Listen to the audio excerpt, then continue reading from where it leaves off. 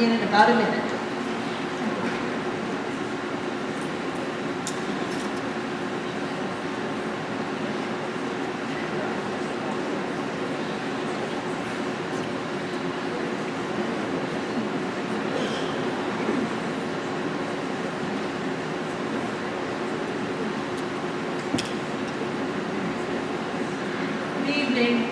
Hi, everybody. On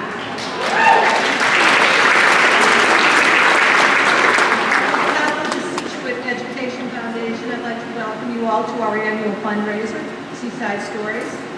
Scituate Education Foundation has one unselfish mission and motive. It's all we do. We raise money to give it away.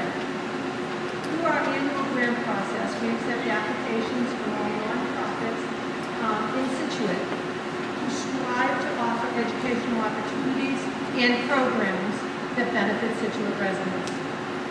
Unlike many other educational foundations which focus solely on public schools, we accept grant applications that benefit any age group, including our school students, of course.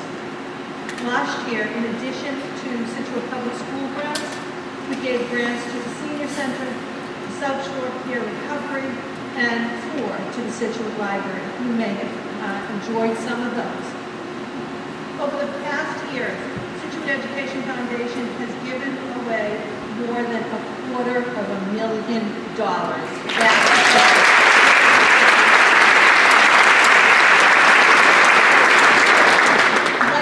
Very big shout out to our corporate sponsors and to all of you for being here tonight to help to keep this mission alive in Scituate. If you like what you see and like what you hear about Scituate Education Foundation, we would encourage you to help us by either volunteering or donating. Either one we accept. I'd like to acknowledge and thank the wonderful, wonderful Andrea Lovett, whose expertise and skillful training Andrea, where are you? She's way over there. And before I introduce our two MCs tonight, I can't believe we have them, a fun fact. The originator of Seaside Stories, the person whose brain thought this up, and former Scituate Education Foundation President Emily Mathews, has returned tonight for the first time to tell her own story.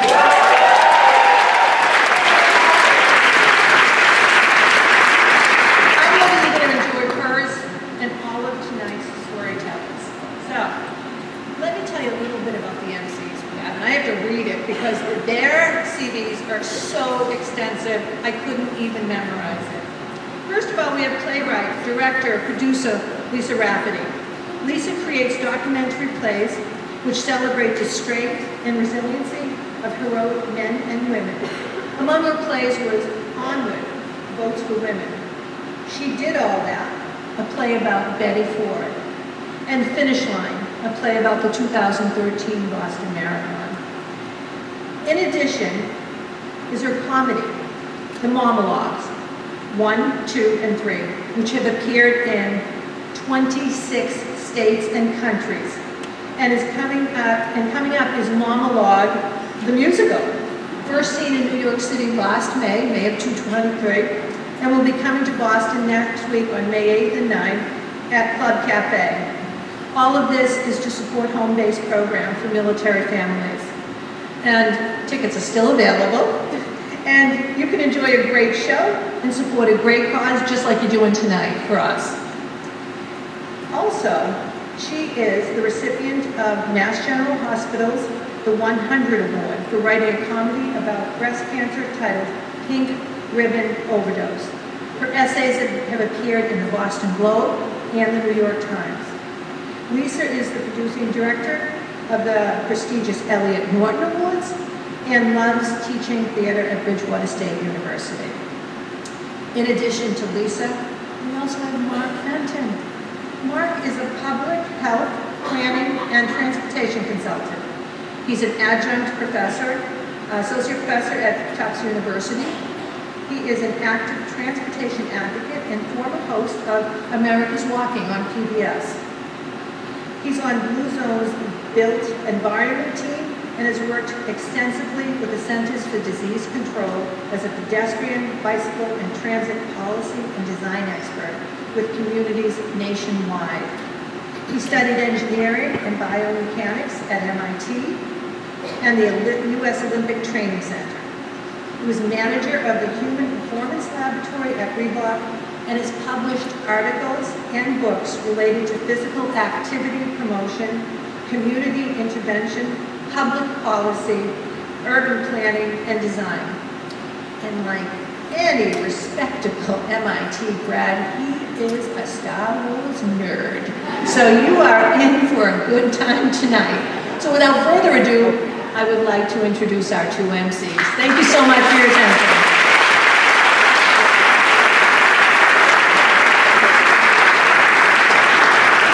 That was very kind, Sheila. Thank you. And what a privilege it is to be here tonight to support the Scituate Education Foundation, an amazing cause.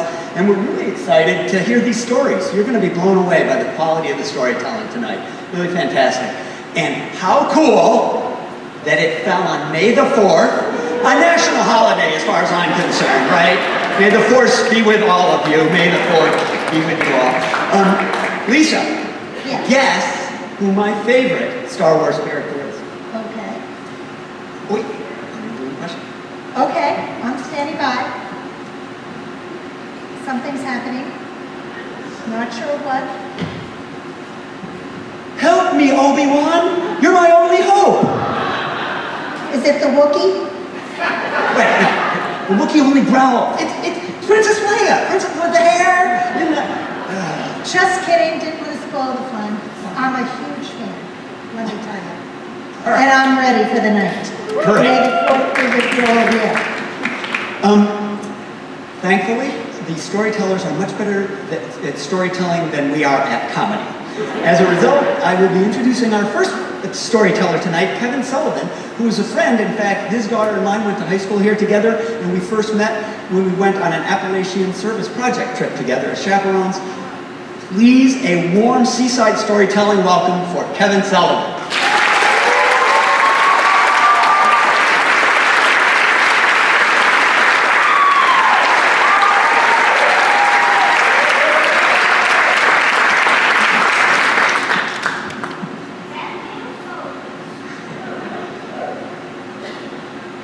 So my son, Parker, changed my perspective on so many things. His journey helped me realize what the Force really was.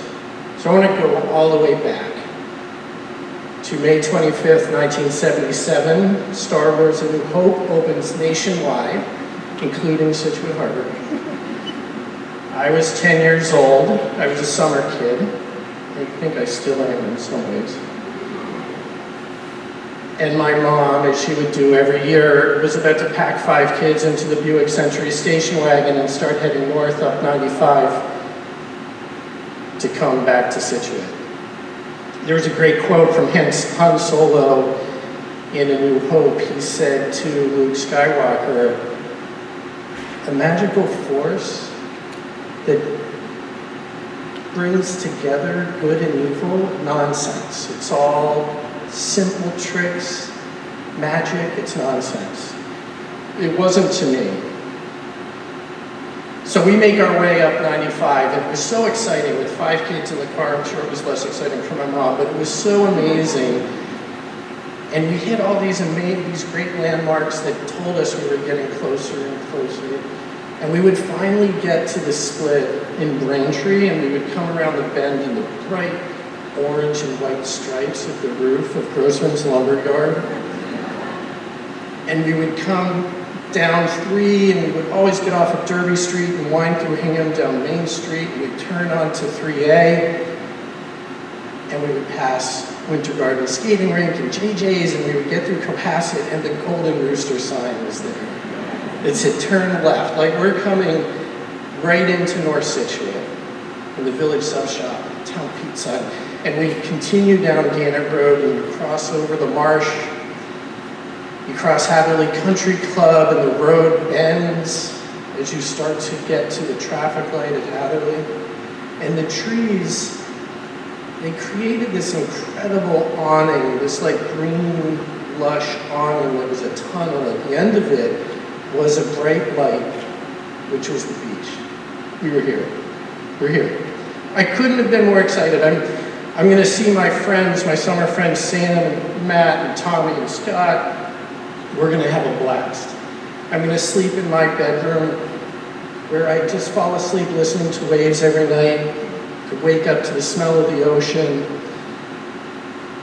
You hear the rustle of the pebbles as the waves come in. It's just unbelievably magical. So that was my life as a kid coming up to Scituate in the summer, incredibly blessed. And that continued. And as my life progressed, it continued. And I finally met my amazing wife, Michelle, and we started our journey together, and we still came back to Scituate every summer. And we had a great experience, but we were all over the place. We moved from Baltimore to San Francisco to San Diego, where my daughter Hannah was born. We moved back to Baltimore, where my daughter Claire was born. We moved up to New Hampshire, and then we moved to Seattle. There was one time when we were visiting Scituate, I was taking the boat back from work, and I got into a conversation with this very old guy who was probably my age, to be honest. And just got into a chat, and he said, "Oh, where are you from?" And I said, "Well, I'm staying in Scituate. We're just here visiting." He said, "Oh, I love Scituate." "Oh, do you live in Scituate?" No, I don't live in Scituate, but I want to die in Scituate. And that sort of struck me. I carried that with me. So anyway, July 20th, 2010, we're living in Seattle. Michelle and I are out for our anniversary dinner. Hannah is getting ready for 5th grade. Clara's getting ready for 1st grade. They're at home. And Michelle says, "I think I want to move to Scituate." And that was all I needed. I went into work the next day. I told my boss I'm out. Labor Day, we were here. Hannah started and Clara started at Wampatuck. And our destiny. This was amazing to me. We lived in Scituate. I was still a summer kid. I think there's some rules about that, but I lived here. And we had our perfect life in Sand Hills with Michelle and Kevin and Hannah and Clara. We're just, it's amazing. Fast forward to 2012, and the surprise of our life, named Parker, decides to show up. And for those of you who have this kind of experience, it was pretty wild because in a lot of ways, Parker completed our family. And it's not like we waited for it, it's not like we knew it, it was a bit of a surprise, but it was something that was necessary and needed to be there. And we all got into this great rhythm. Hannah, fast forward 4 years, Parker's at Erdman, an incredible preschool. Hannah's at the high school, Clara's at Gates. And Parker's diagnosed with leukemia. And part of the magic of us being here was all the great doctors, all of the great medical stuff, and then, of course, all of these communities. Like, the communities were so critical to us. So, a couple of stories. So, Parker's at Erdman. Our friend Kelly, mom of one of his buddies, because Parker happened to be in the hospital during Halloween, which I don't know if you guys know, that sucks if you're 5. But she convinced her entire neighborhood to redo Halloween a week later. So he gets out of the hospital, all his buddies are dressed up, and all the neighbors are out on their porches, and it was just magical. And Hannah was at the high school. She was a lacrosse player, field hockey player. All of the teams rallied around us. Our friends Charlie and Janine Chisholm built these Parker Strong stickers, this logo. They made t-shirts, they made stickers, they put them on gear, headbands. I mean, these people just were there for us. And we lived in Sand Hills. So we had the Scituate Beach Association, and Pete Minnick at the time was the president, and he rallied and got this thing called Play for Parker going, an open mic where a lot of people would play music and raised money for the Magical Moon Foundation. Just incredible. This is where my perspective changed. Because to me, Scituate has always been this natural beauty. The incredible smells, not every low tide, but the sights, the sounds. But the real force are these people, the communities that come together and sort of rally around us and help us through these really tough times. So in 2015, Star Wars The Force Awakens comes out, and Han Solo has a new quote, and he says, you know, I used to think it was all mumbo-jumbo, a force that ties together good and evil. But you know what? It's true. The Force, the Jedi, it's all true. Thank you.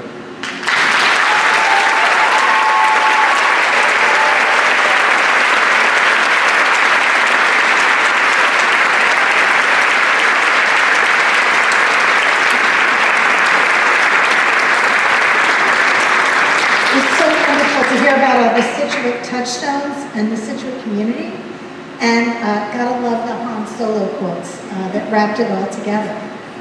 Next up is the incredible Dina Dray talking about the force that propels you home. Dina.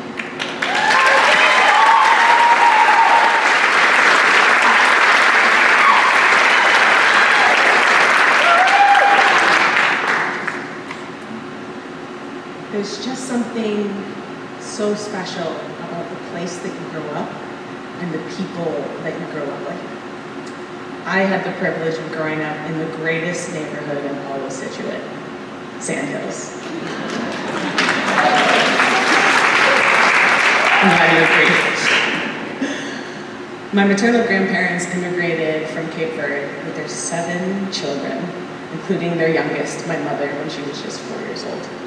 They came directly from Cape Verde to their new home in Sand Hills, and that's the house that my mom grew up in. My dad's from Brockton. My parents met, they fell in love, got married, and as luck would have it, they bought the house directly across the street from my grandparents, where my mom grew up. And that was the house that me and my brother Bobby grew up our whole lives. Now, growing up in the 90s was pretty epic. There were no cell phones, we were just riding our bikes with reckless abandon, and we had it all in Sand Hills. I mean, we had the beach, the general store, the lighthouse, the jetties, the harbor, and this big open field that we called the field. But it wasn't just the neighborhood that made it such a great place, it was the people in it. So directly across the street at my grandparents' house, there were my first cousins, Christopher, Adriana, and Ronan. And right up the street was my other first cousins, the Vegas, and right around the corner from them was my kindergarten best friend, Chanel Mayo, and she had a pool. Yeah, it was a big deal. There was one particular day that I remember like it was yesterday. I was in my backyard. It was a bright and sunny day. The air smelled like summer turning into fall. And I was in my backyard, which was connected to my new neighbor's backyard. We were kind of like back to back, and it was separated just by a chain link fence. So I'm a newly graduated kindergartner, and I'm about to start first grade at Wampatuck, and I'm digging for worms in my backyard when I see a kid on the other side of the fence. And I can't make out what kind of kid they are, but as they come closer, I realize that they're wearing like overalls, but with no shirt underneath, and a baseball hat with bright red ginger hair tied in a ponytail. And the kid comes up to the fence and says, "What are you doing? Do you want to play?" And I said, "Sure." And the kid effortlessly jumps over the fence, landing right in front of me. Very cool. I'm immediately impressed. And the kid says, "Hey, my name's Hillary. What's yours?" So she was in fact a girl, despite the whole overall situation. And Hillary and I have been friends for over 30 years now, but that day was just the beginning. Now, those days of unadulterated kiddom, unfortunately, they go by way too fast. And before you knew it, we were at Gates Middle School for junior high, the crusty old one, not the fancy new one. And junior high school was different. We're growing up now, so things start to change, for better or for worse. So one of the good changes was that we had new friends, because it wasn't just the Wampatuck kids and the Sand Hills kids anymore, it was all the kids. So I had my friend Erin Feeney, who lived across town over by my cousins, Brittany and Taylor, and Alexis Chesia, and Lindsay Tribble, and Kate LeBeau, who just moved here from Hanover, and introduced me to her friend Mike, who would later become my best friend Mike. And after junior high, things change as you grow up, and one of the things that changed for me was that I had this realization, one of which was that racism was a thing. It existed, and it existed here, even in this nearly perfect place. And I dealt with it a lot. And I dealt with it more than I would like to admit back then, and more than I care to talk about now, but there was this bright spot, this one safe space where I always felt protected, and that was Mr. Richter's chorus class. Those walls felt impenetrable. It was like being hugged by a guardian angel, and that's exactly what Mr. Richter was for me when I needed him. But those days went by too fast too. And before you know it, we were in high school. And high school was a whole different ballgame. My friend Mike had been outed, and his parents had kicked him out for being gay. But he found safety in Sand Hills at my house with me and my family. And that year, me and Mike came up with a plan that we were gonna get as far away from here as we possibly could without passports. So we settled on Hawaii. I grew up again in Hawaii. At 20 years old, I became a mom. I had a daughter. 17 months later, a son. I lived in Hawaii for 10 years. And towards the end, when I found myself a single mom, scared, alone, exhausted, and so far from home, that's when I felt it. It was like a palpable draw, something beckoning me home. And so I listened. Me and my children, we came back, right back where it all began. We moved into my now late grandparents' house, directly across the street from my mom and dad, where my kids could ride their bikes with reckless abandon, where they had the beach and the harbor and the general store and the gym and the field, and their cousins, the Vegas, right up the street. And it was great. My kids are in high school now. My daughter's a junior, and for the last 3 years, she has felt the joy and comfort of Mr. Richter's chorus class. When my husband and I got married, we tied the knot down the street at the River Club.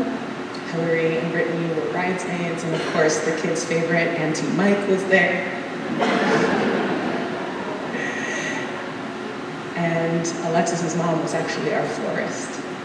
And when we bought our forever home in Scituate, Hillary was our realtor. It's not in Sand Hills, but it will do in Silver. So we're home now. We're happy. But I also know that in the back of my mind, I try to remind myself that in a few short years, one of my children may come to me and say that they feel called to return to their first home. And if they do, I'll understand. Because I know better than anybody that there's just something so special about the place you grow up and the people you grow up with.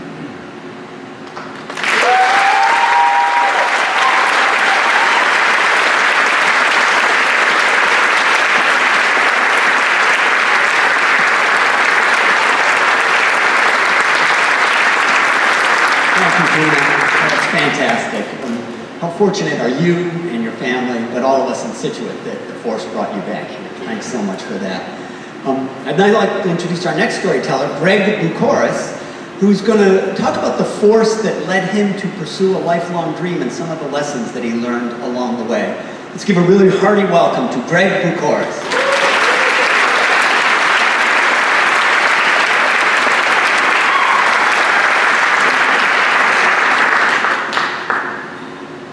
I've always wanted to own my own business. When I was 5 years old, I went to a wedding. And as I was walking around while the adults were dancing, I saw these wedding favors sitting on the table. They were little plastic Cinderella carriages filled with candied almonds. And I had an idea. So I grabbed about 10 of them off the table, and I put them in a bag and I took them home. The next morning I got up and I went up and down my street and I sold them to my neighbors for 10 cents a piece. My mother saw me with the money and she said, "Where did you get that money from?" And I told her what I did. And she said, "You get back there and give everybody their money back and let them keep the favor." I guess she was very embarrassed. So I did. Fast forward to my senior year at UMass Boston. I'm about to graduate and I don't have a clue what I'm going to do. But I wanted to have my own business.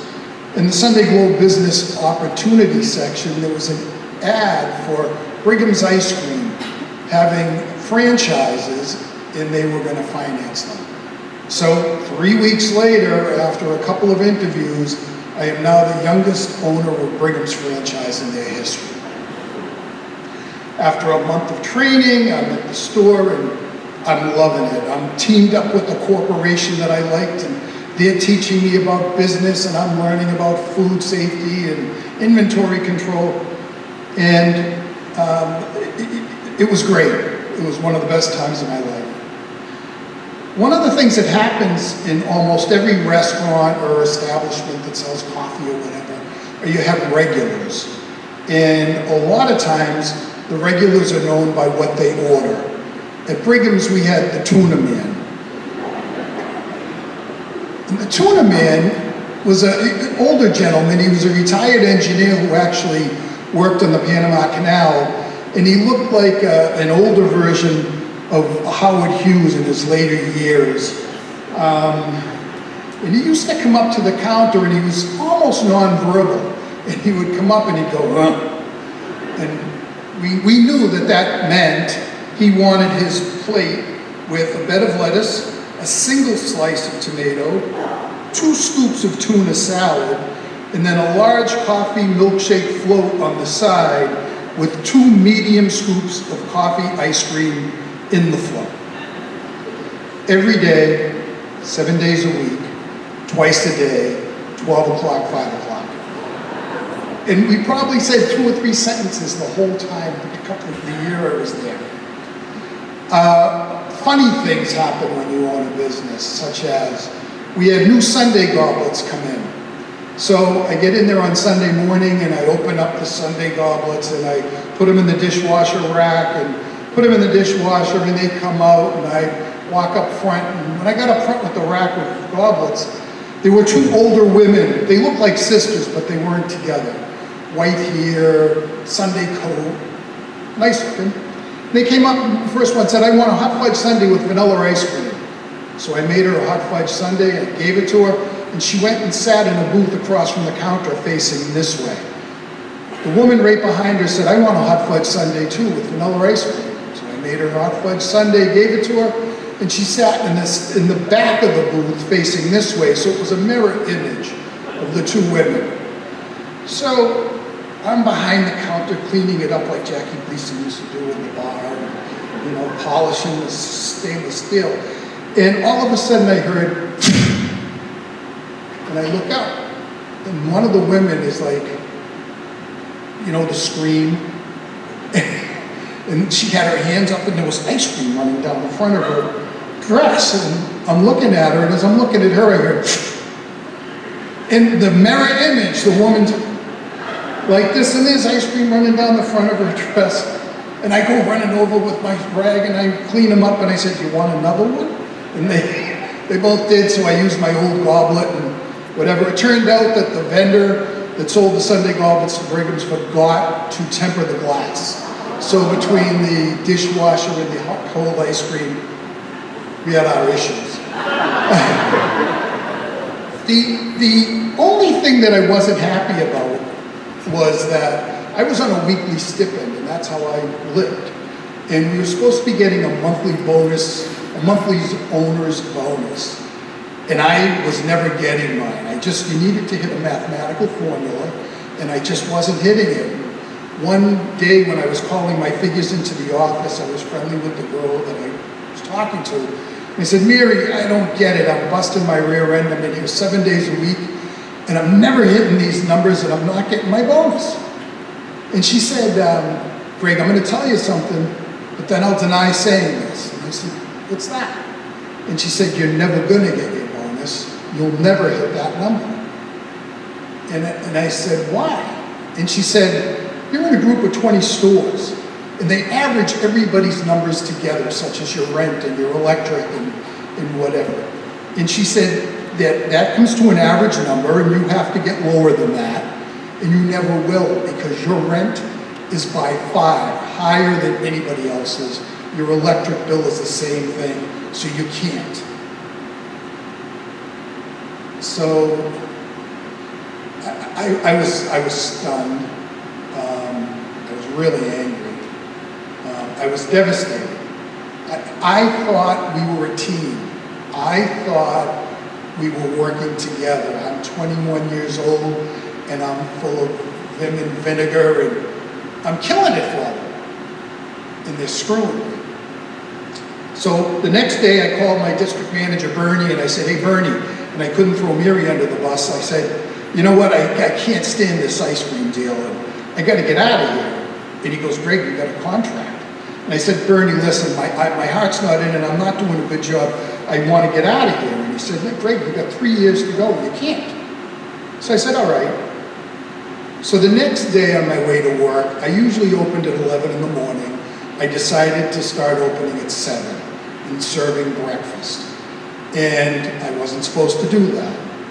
Also, what I did was I stopped at a bagel place on the way into work, and about a dozen bagels, and I invented a new sandwich. Back in 1979, breakfast sandwiches weren't a big thing. And I invented the belt. It was a bacon, egg, lettuce, tomato, and cheese sandwich. Not a belch, because I didn't like the sound of it, just a belt. And I went to a printer, and I had a big sign made up that took up one of my picture windows that said, have a belt before work. So Bertie comes in a couple of days, and he sees the sign, and he goes, what the heck is this? And I told him what it is. He goes, you can't sell, you can't do breakfast. And I go, I am, Bernie. And he goes, well, you can't sell that sandwich because it's not on the approved Brigham's food list. I said, it's my best-selling sandwich. So he said, he was furious, and he just left. So he calls about 3 hours later, and I guess as a punishment, he said, Greg, you need to go out and paint your Brigham sign. And Brigham sign back then was a wooden sign that was hand-painted red, white, and blue with their logo. And I said, good, okay, Bernie, send down the paint and whatever. So he sent maintenance down, which usually painted the sign, and maintenance came in and they gave me the paints and the ladder. And anyway, I call up Bernie, and I said, Bernie, I got the ladder and the paint, and I go, well, first of all, I'm terrified of heights. I go, but once I get up on that ladder and I paint this sign is not going to look like any other Brigham sign you have ever seen. And he goes, Greg, don't you touch that sign. And I said, Bernie, I want to break my contract. He goes, don't you touch that sign, and he hung up. About 3 weeks later, after some negotiation, they let me out of my contract, and they gave me my owner's bonuses that they had been holding back. I took the money and I went and bought another restaurant, and then things happened from there. But since I was 5 years old at that wedding, in the 60 years since, I've invented other belts, and I've started other frozen food lines, sold them to the biggest national chains in the world. And I've done a little over probably $150 million in sales. And my mother's no longer embarrassed, and she doesn't ask me to give the money back anymore.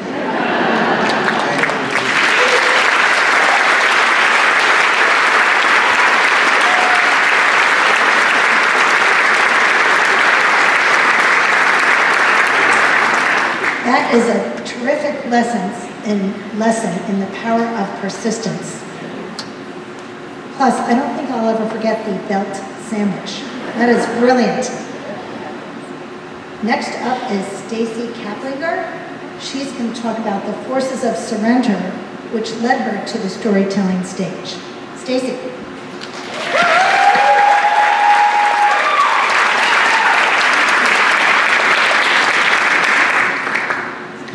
It was almost exactly 1 year ago today.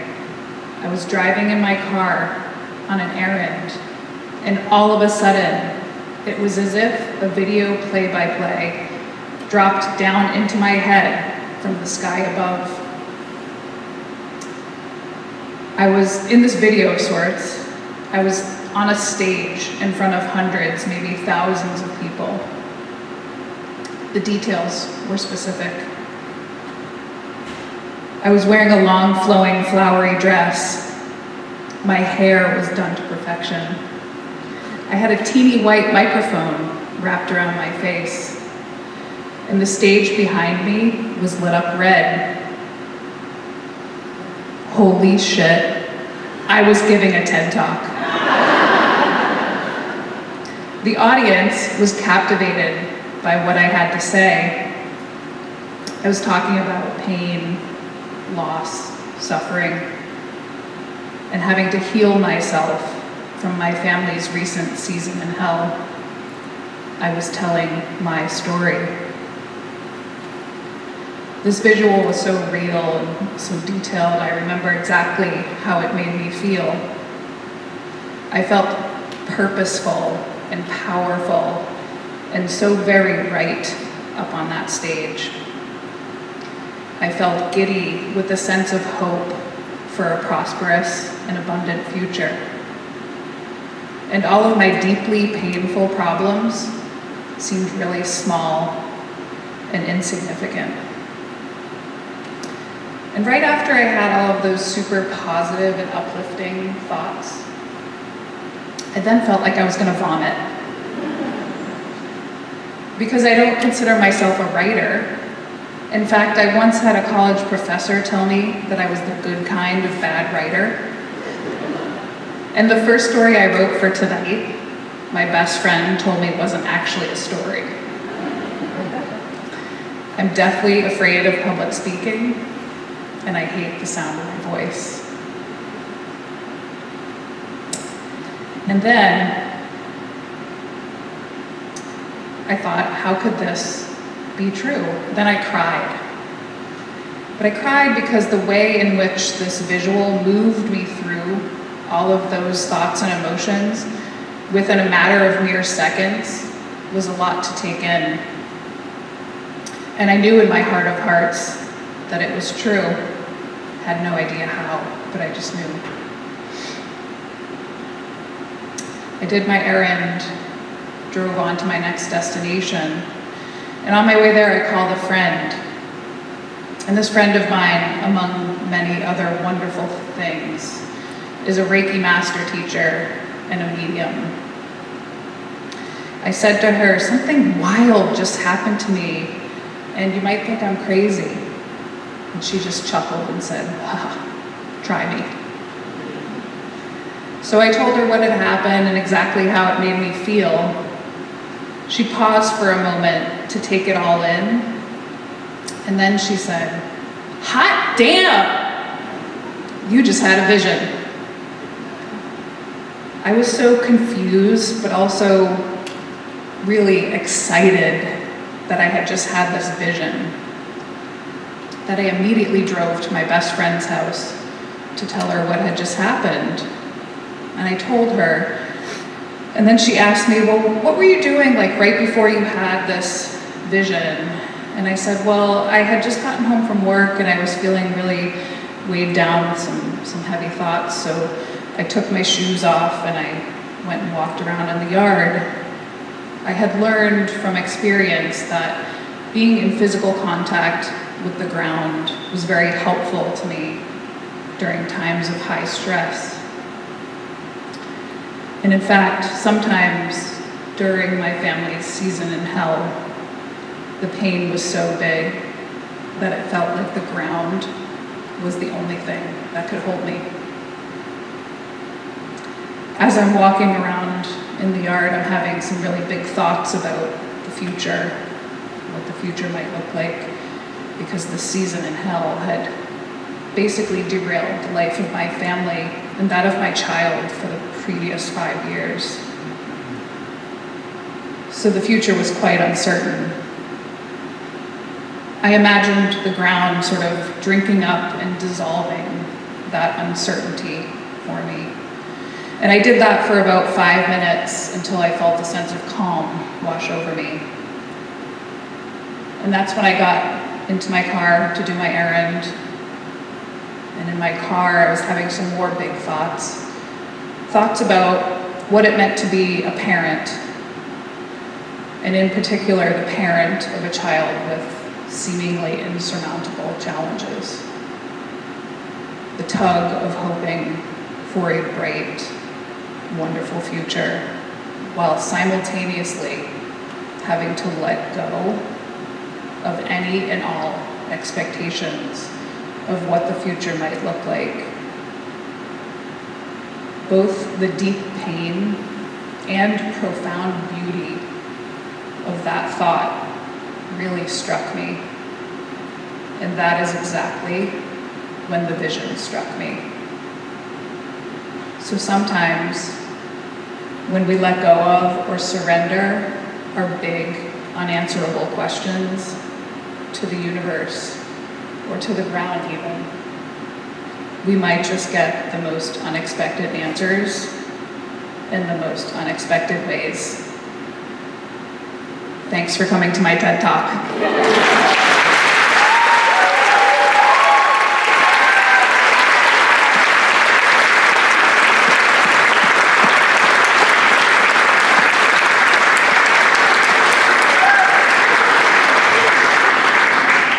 Great TED Talk, Stacey. Thank you. And thanks for reminding us all the importance of remaining grounded. It's a very good lesson.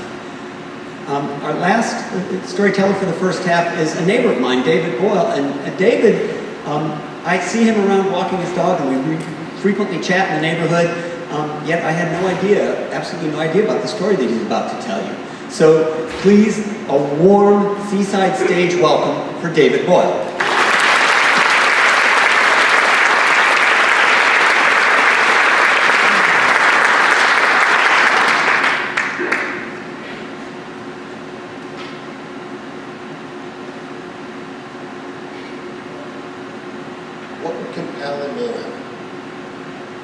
Run back into a building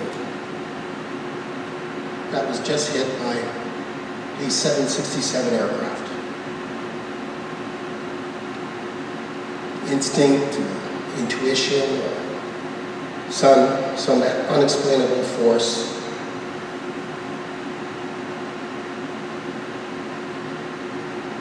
I was there that day, September 11th, 2001. Working in the South Tower, 93rd floor, with 51 other people. And that day I was faced with 4 critical decisions.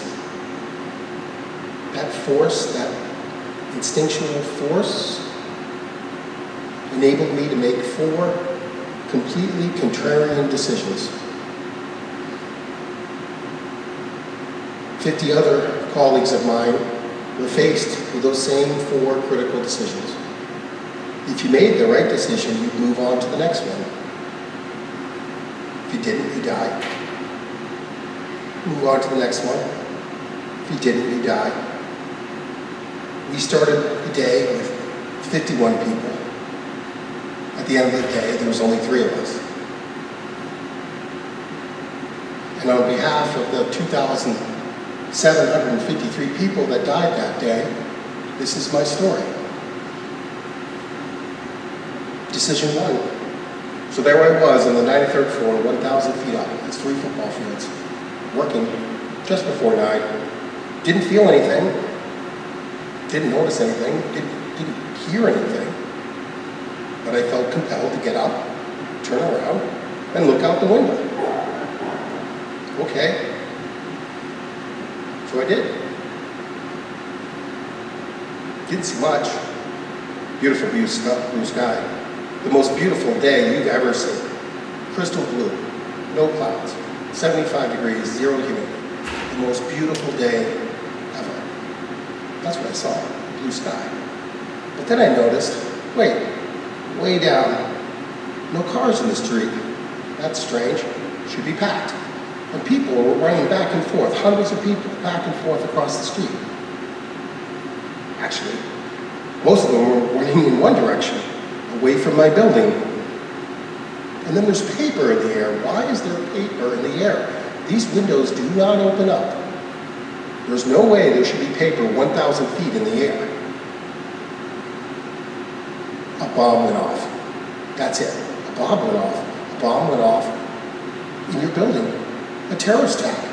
A shoe bomb, letter bomb, something like that. Something blew a hole into the side of your building, and that's how the letters are getting out. It was only 8 years since my brother Ed was in the first World Trade Center attack when someone had a car bomb in the parking garage. Feasible. Get out. Get out now. Just leave the building. Doesn't matter you didn't see anything, didn't hear anything, get out now. Just run. That's what I did. Grabbed my laptop and I ran. Doesn't matter, I didn't see anything, just get out. Can't explain it. I was banging on doors, get out, we should all get out. Doesn't make sense, paper in the air, no cars in the street, let's get out. Did my best, 51 people, 26 agreed to come with me.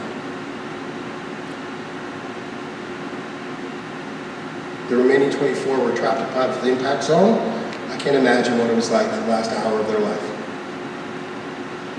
So 27 of us, me going first, we decided, let's leave. Go figure, leaving a building without saying something. So we took the elevator down, we took the staircase down onto Decision 2. It took us a while. By the time we got to the 78th floor, where there was a sky lobby with a dozen or so high-speed express elevators that could take us directly to the first floor without stopping in under 30 seconds. We heard a loudspeaker. It came on. Attention, attention. There was an accident and an emergency in Building 1 North Tower. Building 2 South Tower, my building, was perfectly safe. Please return to your offices. Please do not go down to the shared concourse that we have with Building 1 to disrupt the critical work of the first responders. Go back to your offices. Screw that. I'm not going back to my office. I opened the door and I ushered our 26 other colleagues onto the 78th floor sky lobby. We huddled next to this giant glass observation window, looking out the most beautiful blue sky you ever saw onto New York City Harbor, Arizona Bridge, Statue of Liberty. What do we do? Some people wanted to go back to the office. Some people said, no, let's take the staircase. Screw that. Accident, emergencies in the other building. Let's take the elevator. Let's get out of here. Take the elevator. Even though there's an emergency, take the elevator. 11 people agreed with me, and 12 of us made it on to Decision 3. Those other people would be dead in under 30 seconds. So we took the elevator down with Decision 3 awaiting us. At first we weren't too terrified. There was an accident in the other building. Let's get out of here. But when that door opened up and a fireman yelled at us, run, run, run. I knew it was something much bigger than we anticipated, so we started running. The exit onto Liberty Street was from here to the end of the stage. It didn't take us long. And right as we got to the door, we heard the engines. Engines. Engines. We cleared the doorway, got onto the street, and there it was. I'll never forget it. 767 aircraft. I'll never forget as it came in and last second trying to toggle its wings to get a better strike for maximum destruction. Bam, right into the 78th floor sky lobby window. The explosion, the transfer of energy, circuited my brain. I just couldn't think. We all dropped to the pavement below. We were terrified. That was terrifying. We got up and we started running as fast as we could across that street. Liberty Street's wide, about the size of the Mass Pike, 4 or 5 lanes.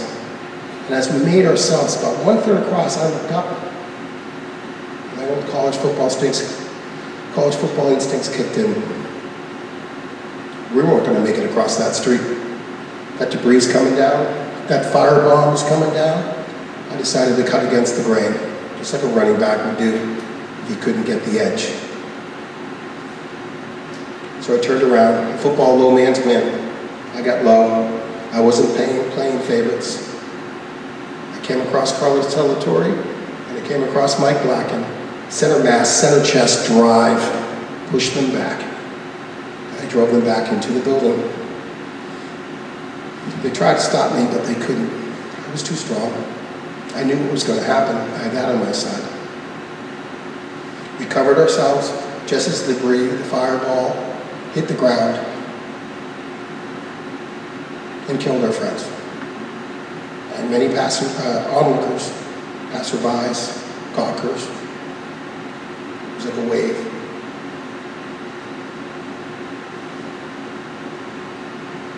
Now we were really terrified. And on to decision 4. We tried to leave that exit, but every time we tried to peered our head over past the awning, a giant girder would come down. Even a small piece dropping 1,000 feet would kill you. Plus it was a hellscape of unimaginable proportions. I didn't want anything to do with that. So we turned around and we ran back into the concourse. The shared concourse, the whole complex is 16 acres. The concourse itself was probably 200 yards by 200 yards. There were thousands of people running in every different direction, running for their lives like they were being chased by tigers. We started running the east exit right here, but that was about 150 yards away. The west exit about 200 yards. Those buildings weren't going to last. There's no way. I just saw a plane hit those buildings, and no way it was going to last. Those buildings were coming down now. I needed to get out now. I'm right there, as close as those chairs are to me. I saw the exit for the subway. My mind goes off. The London Blitz. That's what the British did. They hid in the subways. As the German Luftwaffe bombed London, I'm going to go in the subways. I'm going to take my friends down there. We're going to escape this madness by going down into the subways. And so we jumped, running for our lives, head first like we were going into a swimming pool over those turnstiles. They followed me. They weren't going to fight me this time. And we ran full speed down to that platform. We couldn't have run faster. And we were prepared to jump on those tracks and run up those tunnels. But then, stop. Just stop. Everyone, stop. Stop. Stop. Stop. Stop. Stop. Just wait. Just wait. Just wait. Wait. Those buildings calm down. We can hear them. Just wait. Just wait. Wait. And just then a train goes up. You don't get out of those tracks onto the platform without help, and there was no one on the platform. Who knew by waiting when you're supposed to run was going to save our lives? So we got on that train, and the loudspeaker came on. Attention, attention, there's an emergency in the World Trade Center. We need to leave the area now. We will not be stopping at any stop soon. We're going to let you off 10 blocks south on Canal Street. And off we were.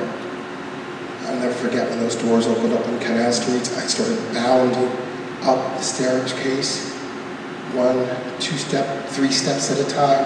As I turned the corner, bounding up, I saw the top of the staircase, framed at the top, beautiful blue sky. For safety and for life itself. Thank you.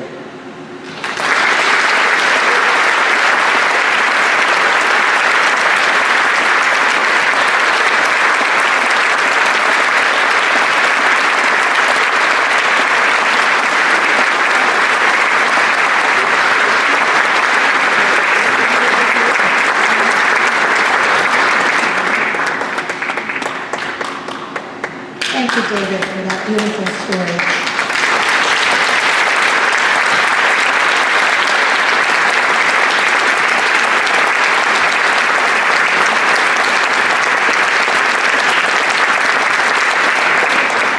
You know, Lisa, every one of these storytellers has shown a lot of courage to open up, share deeply personal stories.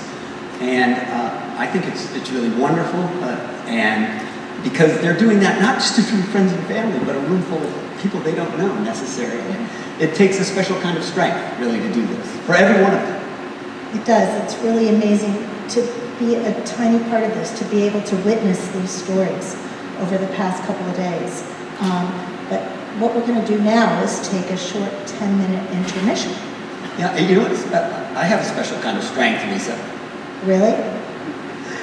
Yeah, I can. No. Yeah, I can use the force. No, you can't. Yeah, no, I can. No, you can't. I can use the force. Stop it. No, It's not possible. I'm going to demonstrate. Okay. I shall now bring up the house lights using the force.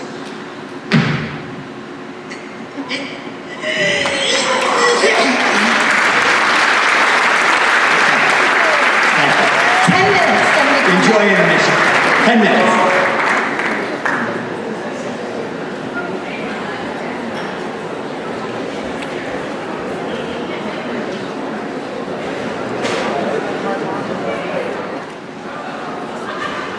Yeah, we have 4 more.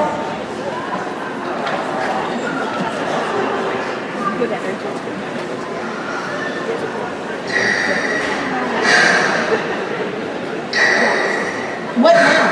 Allergies?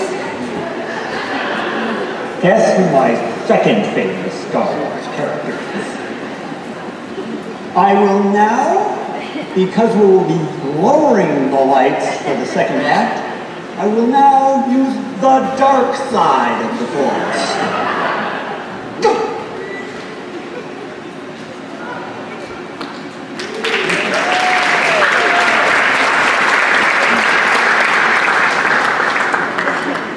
Thank you, Lord Vader. So we have 4 more great stories for you, starting with John Scopelleti, who is going to be talking about the forces that encouraged him to live sober. John.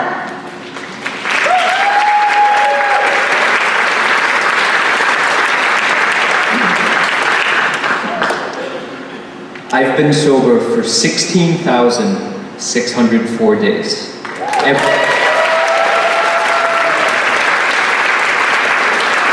It's every day of my life, and it's all because of one night in 1992.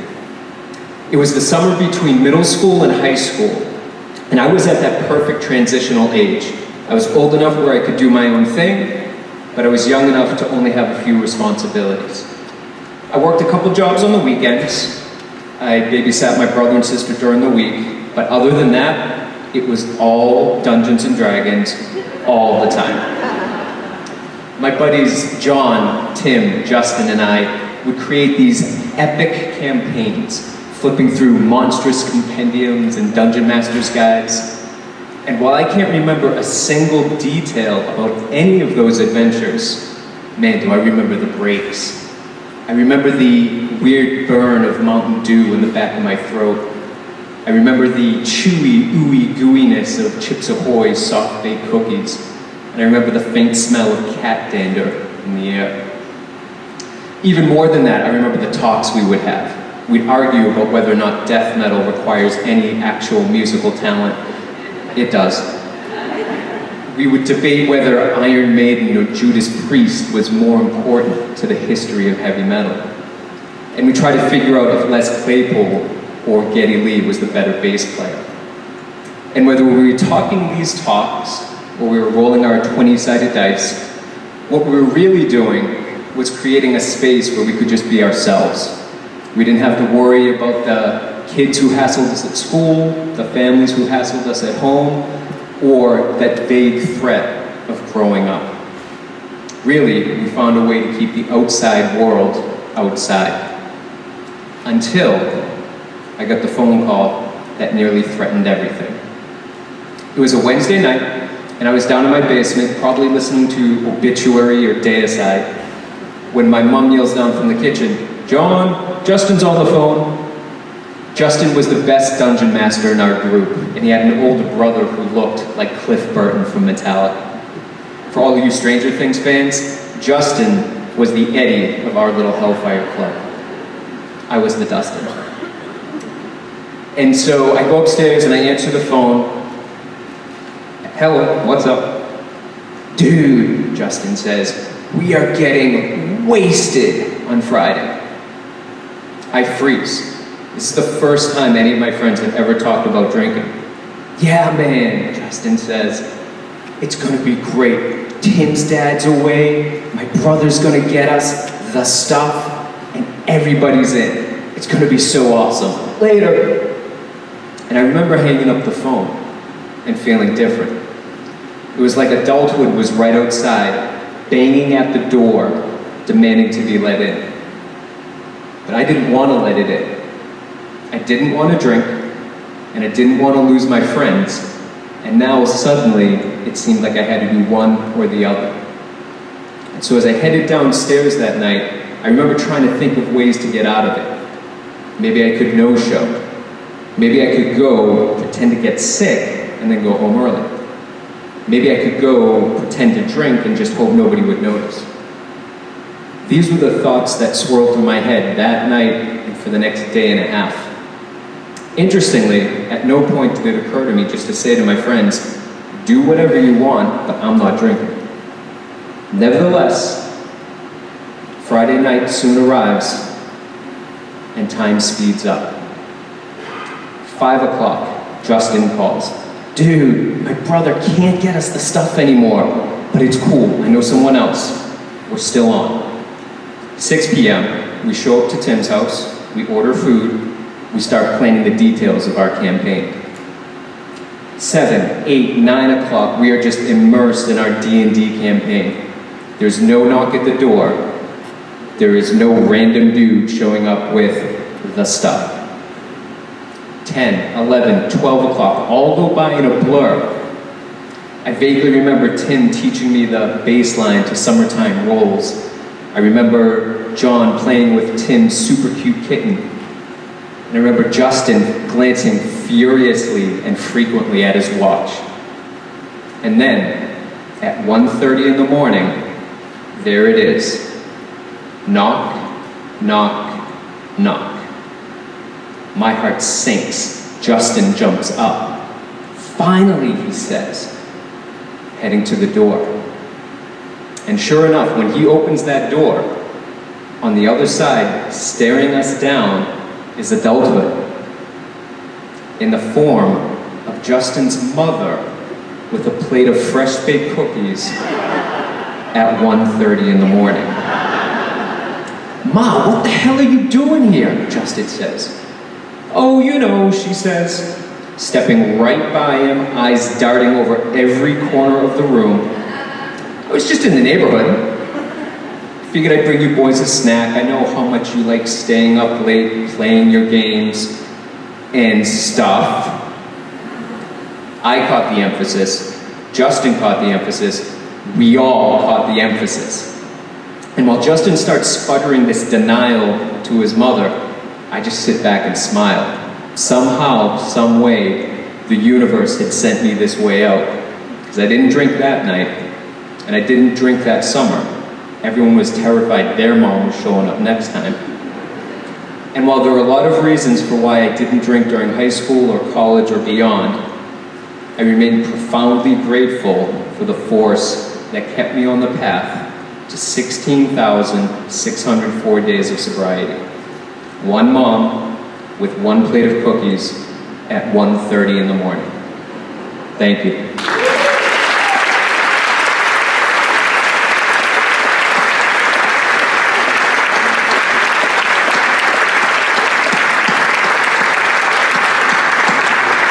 Thank you so much, John. Fantastic. A great testament to the power of baked goods. And loving parents, too, of course.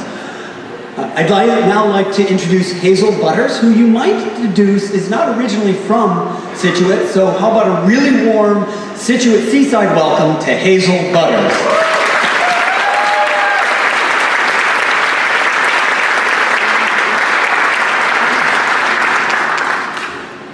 You need your leg tying to that kitchen table.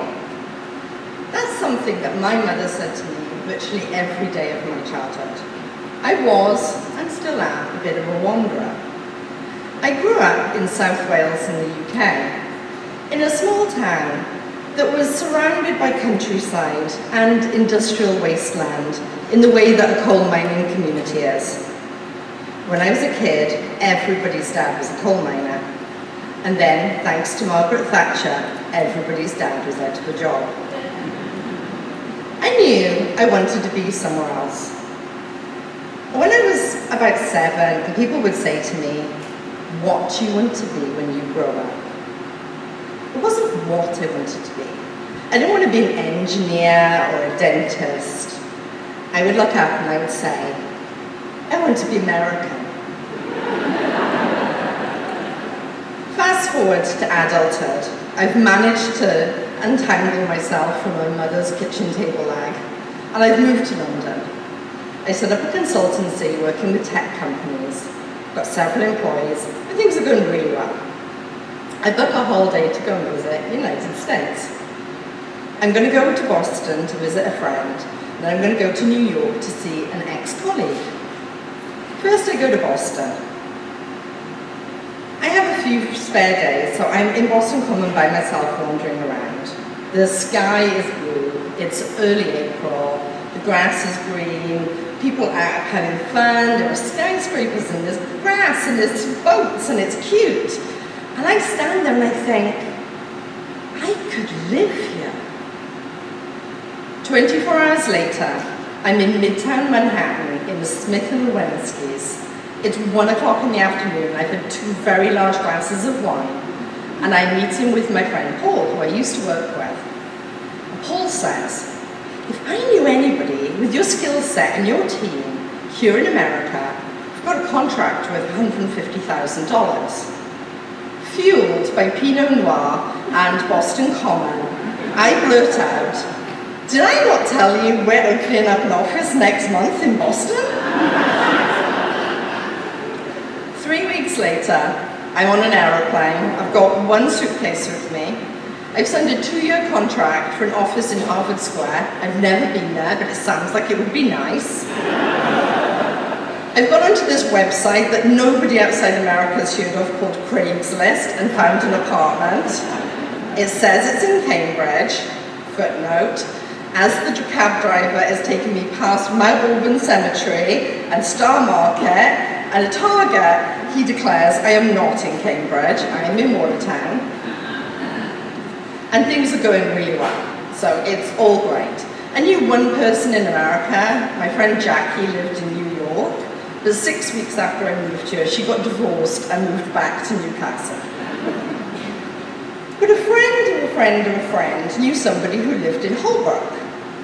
So I decided I would go and meet this person who was a friend of a friend of a friend. I rent an SUV. I've never driven anything that big in my life. In London, I've driven a smart car. If you don't know a smart car, basically the length of a smart car is shorter than the width of an SUV. So I'm in this green SUV. It's the wrong side of the road. It's the wrong side of the car. But I know that the courteous and kind drivers of Massachusetts will look after me. So I'm on the 93. I've never driven on a road in America. I'm kind of terrified. I'm white knuckling it. And as I get towards the Braintree split, I realise I'm not in the right lane. So I indicate, but none of the courteous drivers are out that day. I try slowing down, speeding up, like waving, smiling. Doesn't work. And before I know it, I am not turning right to Holbrook. I am going to go left. I have this fated attitude towards roads that I think if you get on a road, you'll eventually just magically end up where you wanted to be. So in my mind, I'm thinking, this probably goes that way and then loops round, and I'll go to Holbrook. So I drive and I drive and I drive. It's getting like late, and I stop eventually in this car park, and there's a pub there called the Mill Wharf. So I go and have dinner by myself in the Mill Wharf. I come out, I look around the harbour, and I think, I could live here. So I make my way back to Watertown, eventually. And the next morning, I find out there's a guy called Harold Brown, some of you may remember him. He's got an apartment that's right on the harbour that's available. I call him, I was like, I'll take it. Don't need to see it, because I just sign things without seeing things. And then, that was 14 years ago. And now, you know, America has been everything the 7-year-old me thought it would be, and so much more. It is hard to explain as somebody who's non-American how optimistic Americans are and how amazing it is to live here. It's given me a huge sense of like a new perspective, new opportunities, a daughter, and I of course have my own kitchen table. Thank you.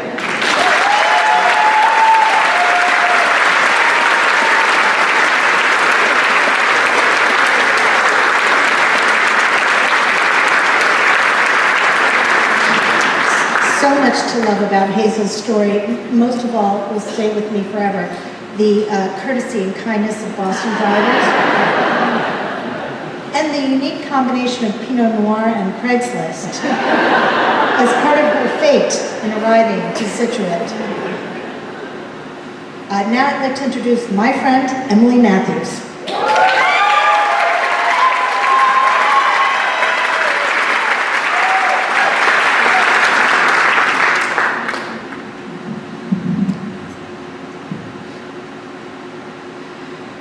Before we go absolutely anywhere, my 12-year-old says to me, Mom, no new best friends, please.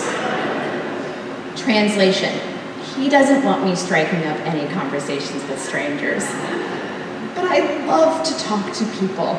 I love to make connections with new people, especially in unlikely circumstances. Take, for instance, our recent family trip to Italy. The food tour had one picture. It was me with the Scottish women I met, my new best friends. I have another picture at home in a photo album, 23 summers old. It's my friends from Belarus. The unlikely way I connected with them was due to a decision I made to switch from French to Russian my senior year of high school. The Russian teacher, Herr Kramis, Herr because he was actually the German teacher, was the kind of teacher students loved because he would challenge us with the hard consonants of the Russian language. But he would also teach us silly things, like this song. Я не знаю, ничего, ничего. Я не знаю ничего. Хорошо, хорошо. Silly. When I graduated from college, I was hired to work abroad. Not in France and not in Russia, but as a master electrician at the Edinburgh Fringe Festival in Edinburgh, Scotland, the world's largest performing arts festival. When the Fringe comes into Edinburgh, every possible place becomes a performing arts space, from businesses to parks, libraries, or, in my case, an elementary school, complete with recess yard. And that recess yard is where I found myself at 3 a.m. one August night in 2001. An international theater company was coming to perform at my venue, and they had been traveling for 36 hours straight. They needed to unload their equipment before they finally got some much-needed rest. As the master electrician, I offered to meet them. This was about halfway through the Fringe at this point, and I'd loaded in like 18 shows, so this was no big deal. I was not prepared, though, for what rolled in. I remember it was a really cold, damp night, and a caravan of box trucks and passenger vans roll in to the recess yard.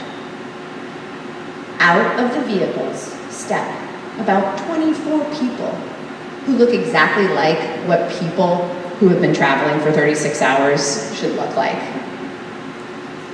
In my eagerness and friendliness to greet them, I say hello in a stage whisper,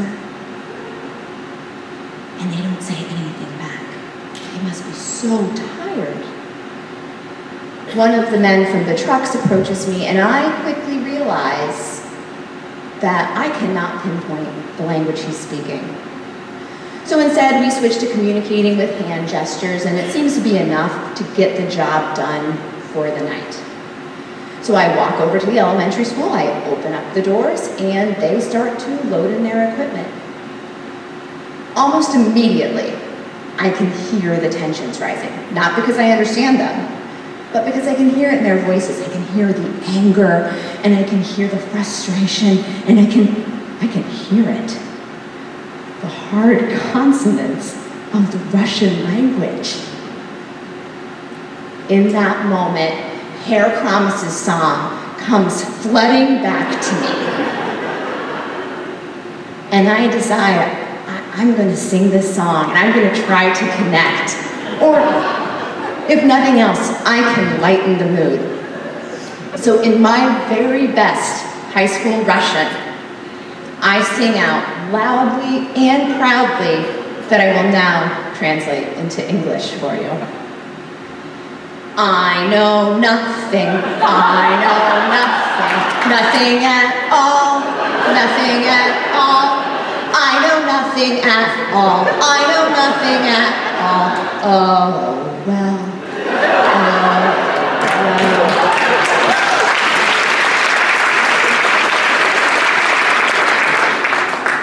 The reaction was immediate. The work stopped, but so did the fighting. 24 exhausted eyes, now also slightly confused, stared at me. And as the final, oh well, echoed off the walls of the elementary school, they were replaced almost immediately with the laughs of an entire group of people who knew exactly what I had just said.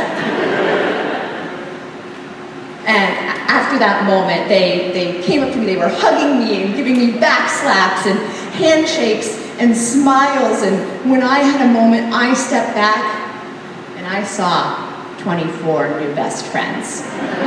Thank you.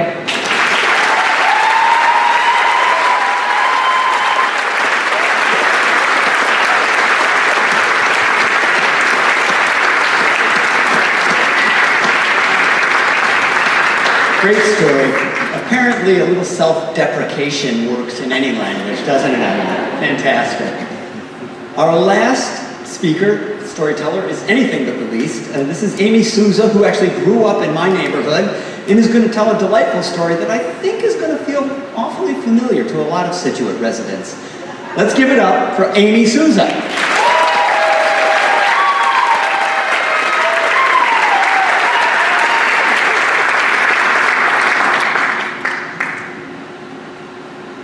Did you ever make a bad decision as a teenager or young adult that you just immediately regretted? I grew up on First Cliff by the Maritime Center, and in the spring of 2004, I was 21 years old and commuting to school while living with my parents. My boyfriend Matt and I had been together for a few years, and let me just tell you, I was as smitten as a kitten for this boy. By now, my dad was working as a court officer, but prior to that, for many years, he owned a car shop in the city. And he and my mom surprised me with a 1997 Dodge Stratus sedan. And while it certainly wasn't a new car, it was new to me, and I was just over the moon. Now, the thing about living on First or Second Cliff, especially as a young person, is that anytime there's bad weather or anything that brings about a significant high tide, you tend to consider leaving for higher ground because there's always the possibility that you could be stranded for a bit, and especially on the weekend, you wouldn't want to miss out on any fun. So one Saturday, that's what I did. I pulled out of Roberts Drive and turned right onto Edward Foster. I drove by the seawall on my left and the boatyard on my right, and after the boatyard, there's a small dip in the road, and that's where high tide tends to show itself first. So as I approached this spot in the road, I thought to myself, is there too much water there? Should I go through? Is it safe to go through? And it didn't seem like a lot. And then I also remembered how a bunch of us were supposed to go to TK's bar that night. And I drove through. Or I attempted to drive through because the car stalled, dead as a doornail. Very quickly, I noticed that there was icy seawater up to my ankles in my New Balance sneakers. And in what seemed like seconds, it was up to my knees. And about this time, I looked out my passenger side window where the marsh usually is, and there were just waves of water pouring into my car. Until finally, it was up to my waist, and all I had left to do was unbuckle my seatbelt, roll down the window, and swim out. Now, when I got out of the car, our lovely neighbor, Mrs. Dalton, and her son had rushed out of the house, and they were wrapping me in blankets. And she said to me, honey, don't worry. We called your parents. Your dad is on his way. So a funny thing about my dad is he's really funny, doesn't take himself too seriously, to the point that I could probably remember on one hand the times that he ever got impatient or angry with me. It usually would be because I was being disrespectful to my mother, but other than that, anything else was pretty much fair game. So about this time, I look beyond my car, which is now bobbing in that dip in the road, and I see my dad's car speeding down the bend. The passenger side door opens, my brother John jumps out, runs over to me, are you okay? Everything's gonna be okay, checking in on me. And then the driver's side door opens, and out steps my dad, red as a tomato. He was furious. I believe what I heard over the wind and rain across that expanse of water was, are you a dumbass?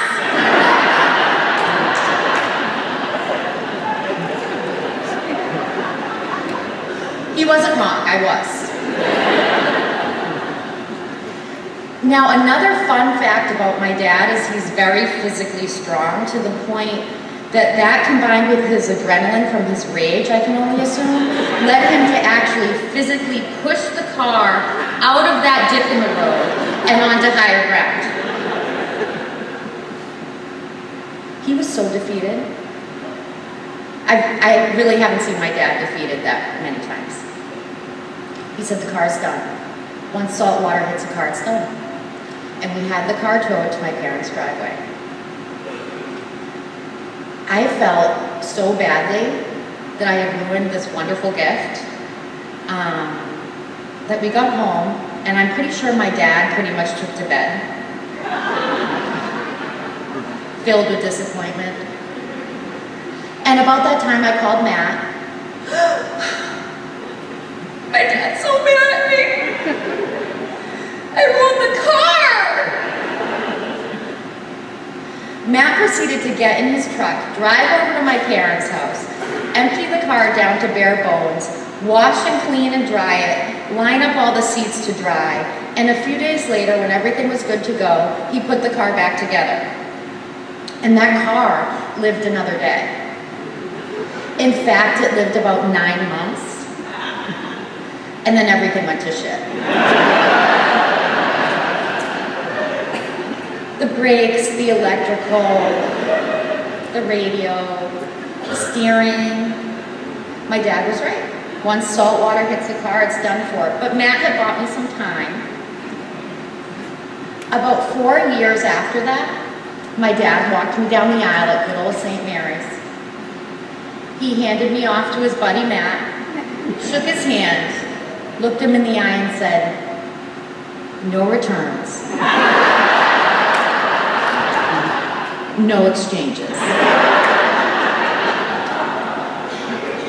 And lucky for me, Matt hasn't tried to get his money back, although I'm sure there's many times he wanted to. And if I'm being honest, there's been some times that I wanted to get my money back. My dad is now 81 years old. He's still as strong as an ox, and he still doesn't take himself or anyone else too seriously. And I'm pretty sure that's a secret at this point. Matt and I and our 2 little girls live a few doors down from my parents, and my brother and his family live nearby. And our little crew have shown up for each other in a million big and small ways throughout the years. Because that's what it's about, right? That's the lesson here. When you care about someone, you show up 100% unconditionally, no matter what. Just as tonight, so many people that I hold dear, who I count on big time and who count on me, you all of you showed up. Thank you.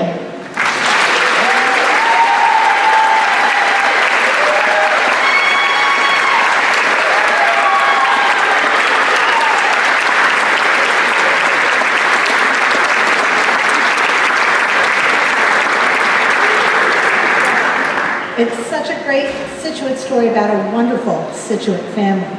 And I think we all can appreciate storytelling about bad teenage decisions. So I'm glad it all worked out. Yeah, this has just been a terrific evening.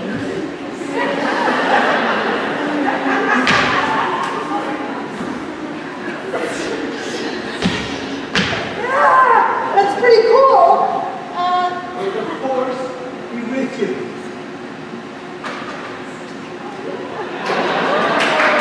Yes, it's with her.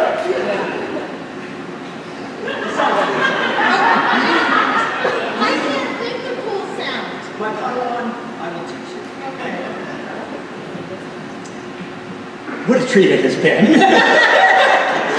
to be able to carry on like a child, to hear these amazing stories, but a privilege to support the Scituate Education Foundation. That's really the treat, the privilege that we all got tonight. Let's ask our storytellers to come back up for one last time.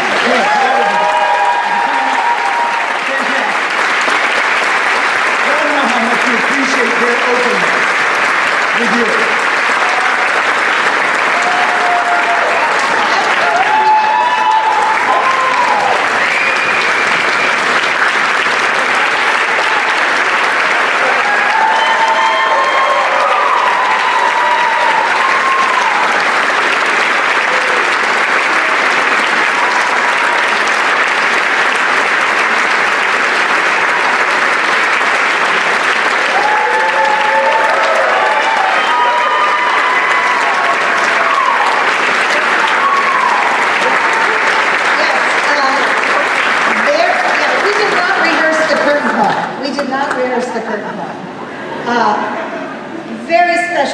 Again to Andrea Lovett, who has the flowers in the middle, who did an outstanding job working and coaching and encouraging these incredible storytellers.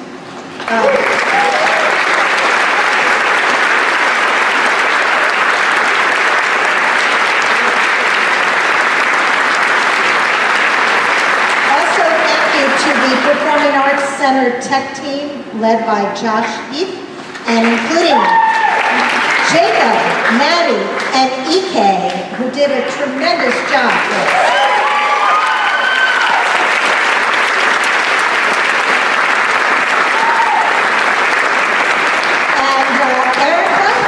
Maria from the Scituate Education Foundation. Thank you very much for all your hard work. And one last reminder, remember that the Education Foundation is always willing to take donations and also your volunteer hours. So let's all remember, not just tonight, but throughout the year, how we can work with the Scituate Education Foundation. Thank you, everybody, for coming. Thanks.